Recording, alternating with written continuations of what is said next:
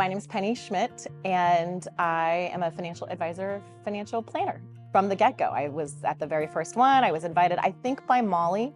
I did know Lisa, but I think I was invited by Molly. I think even more important is how I feel when I get here, because I haven't always been, I've always been fairly confident, and it's fairly easy for me to walk into a room, but when you go to a networking thing with a bunch of people that you don't know, it's intimidating. But I don't feel that way when I come here. I just am like super excited to get here, super excited to meet some new people. And now, of course, it's so large that it's impossible to come and not see people that you've already met. And the really cool thing is it's a rock in everybody's schedule, in everybody's calendar. It's only once a quarter. And so the really neat thing is when you meet somebody at this one, you're probably gonna see them at the next one. And so I think that's beautiful because it's not like, hi, see ya, nice telling you my story. It's not like that. It's not like your typical networking groups because there is that connection and you are excited to see the people that you met last month and you're equally excited to see the people that you get to meet this time. It's not intimidating, it's welcoming. Everybody's super friendly. You could literally walk in here and not know anyone and no one would know that you didn't know anyone, right? No one's gonna look and say, oh, she's not been here before. She's new. That's not gonna happen. So I think how I feel coming is important. And then when I leave, I think, it just fills your cup. It fills your cup. And then you just hope that you're filling other people's cup too, because I think that's how it goes. I think that's what happens. And I think that's why people come back. I make great connections.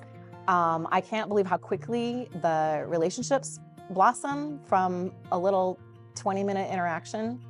And it's that intentionality piece that they've purposely created so that it's not just state your name and your 30-second commercial. It's so much more than that.